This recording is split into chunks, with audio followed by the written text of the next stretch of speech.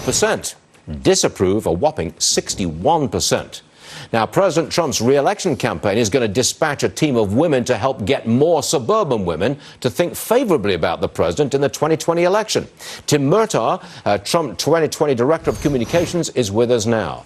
Tim, what's this team of women? What's their approach? What are they going to say?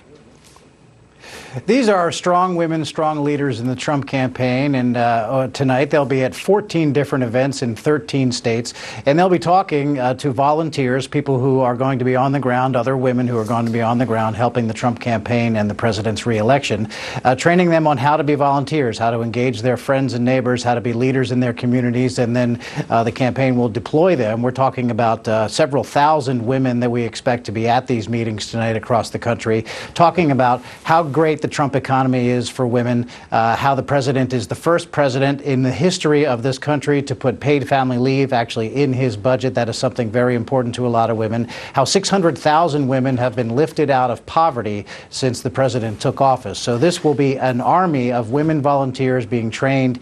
This is not the last time that we'll be doing this, and they'll be going around the country spreading the good message of what President Trump has done for women in this country. I don't think women's objection, and I don't want to speak for women, but I don't think their objections to the president have anything to do with jobs, wages, or the state of the economy.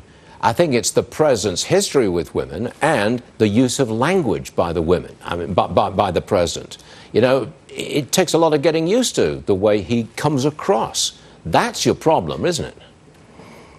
Well, there's going to be a clear choice next November. It doesn't matter to us who the Democrat is that they put up. The women and any other voter will have a choice between the positive policies of President Trump, the policies that are fueling this growing economy, versus a Democrat who would reverse all those things, have a government takeover of health care. Women have private health care plans. They have Blue Cross Blue Shield plans just like everybody else. And if a Democrat gets elected, their health care plan would take those private health insurance plans away. Those are very important messages, and there will be an absolute clear choice. You'll have the policies of President Trump, which have created this strong economy, versus the Democrats, who would absolutely crush it.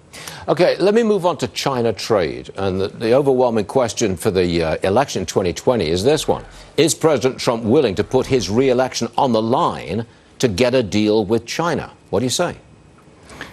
The president's policies on China are clearly working. China came to the negotiating table. No one ever thought that would happen.